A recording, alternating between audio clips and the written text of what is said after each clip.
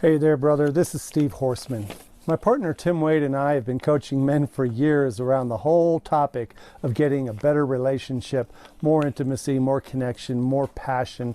And what we find out with men to a T, they were just like us when we were in their shoes. We coach men who are younger versions of us, and all of us have a masculine exterior. We have a penchant for getting things done. We're fairly successful at work, but we have a dirty little secret. Men in our community are romantic. Men in our community have a caring and a sensitive side. Men in our community secretly like to talk about feelings, but when it comes to a marriage that's on the rocks, when your marriage is starting to falter, you feel like you can't say what it is you want. You can't really explain the feelings. You might even be sitting on a couch in marriage counseling and being asked, well, what do you want? And you find yourself tight-lipped. You don't know exactly how to express what it is you want. And so why are men so afraid to do that? Why are men so gripped when it comes to being honest emotionally with what they want? Why are they afraid to stand up for what they believe in when it comes to a relationship? So what we tell you in coaching is that we like you to practice saying things you've never said out loud. For instance, it might sound like a romance novel. A romance novel line that goes, I woke up this morning and the sun was coming through the window. And as she lay there sleeping, I saw it dancing off her blonde curls. And she woke up and she glimmered at me with her eyes. And then she smiled. And then she touched my face and she said, I'm so glad you're my man. Give me a cup of coffee, or something like that. So I just made that up. But every guy I tell that to, that story of the sunrise and the sun on her hair and the smile, her touching your face and her saying, I'm glad you're my man. Every guy goes, oh my God. We've got tons of things like that to teach you that we know you're thinking, but you'll never say. You're almost ashamed that you're even thinking it. But I want to tell you, there's millions of men who are thinking the same thing. They just don't know how to say it. So in our coaching, we want to teach you how to do that. We want to teach you how to become fearless and courageous and standing up for what you believe in and speaking your truth in a way that's not a jerk, and you don't push people away and you don't become a demanding, controlling butthead. There's ways to ask for what you want, and we want to teach you that. You can't get what you want unless you know what you want. That's one of the biggest things we want to teach you here, is that if you don't have clarity, a concise, clear picture of what it is you want, it's very hard to ever manifest it, to get it. Right. Now, one of the things you always say is if you ask a guy what he wants, he'll tell you what he doesn't want. That's true. That's the first thing that happens, which is not a bad place to start. But you want to then move to, okay, what do you really want? And a lot of times you get a blank stare at that point because a lot of guys haven't thought about it. They don't really know what they want. Yeah. They just sort of have a vague dissatisfaction about things in general. And then they start listing things like, well, I'd like more sex, and I like a car that's fast and sporty, and I like some more money. And it's like, again, nothing wrong with those things.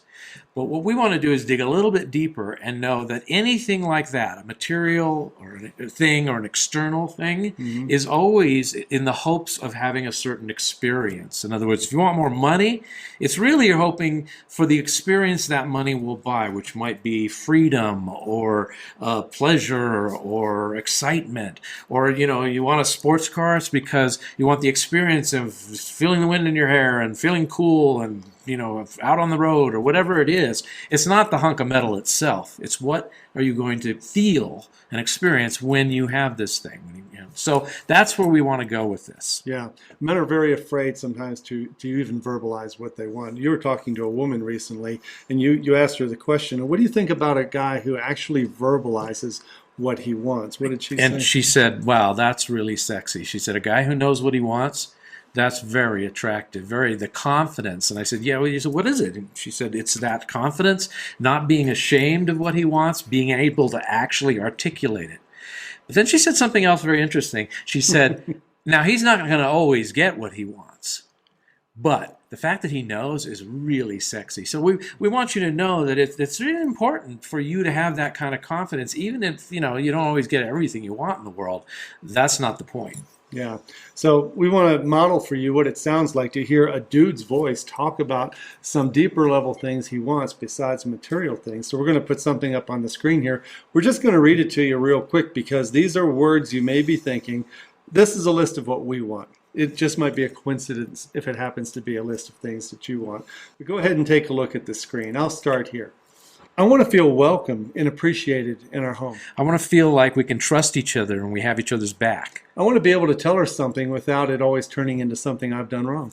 I want to feel her delight in waking up next to me, and at least a smile would be nice. See, note that we're not trying to sound like we're whining here. I want to feel listened to. I want to feel understood. I want to feel valued for what I provide. I want to feel desired. I want to feel sexual intimacy. I want sexual variety and spontaneity. I want to feel at ease around my wife. I want her to tell me what she needs. I want her to allow me to fulfill her needs. I want to feel safe when we talk about our needs. I want to feel like we're a team. I want her to trust my intentions toward her are good. I want her to believe me, and I want her to believe in me.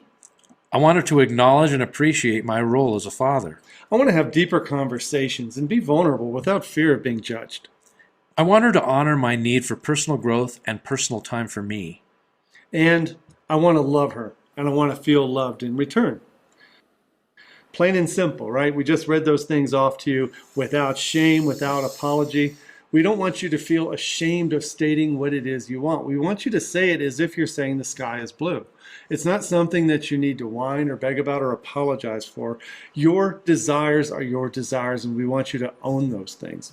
And what happens is not only is that attractive, but the likelihood that you will actually get these things is so much more when you know what they are and you're able to verbalize them, without this being ashamed of those desires. And you need to believe in you that you deserve these things, that these aren't outrageous requests.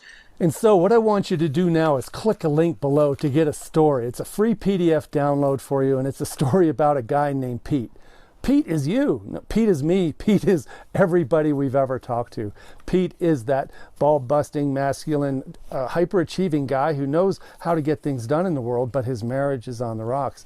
And what Pete really wants to learn is how can he ask for what he wants? How does he get what he needs from his relationship? Because what he's doing now isn't working, but he meets somebody, his stepfather, who teaches him a whole new way to think and behave around changing his marriage and getting his wife to respond to him. You're going to love this story, so click the link below and enjoy it. Thank you.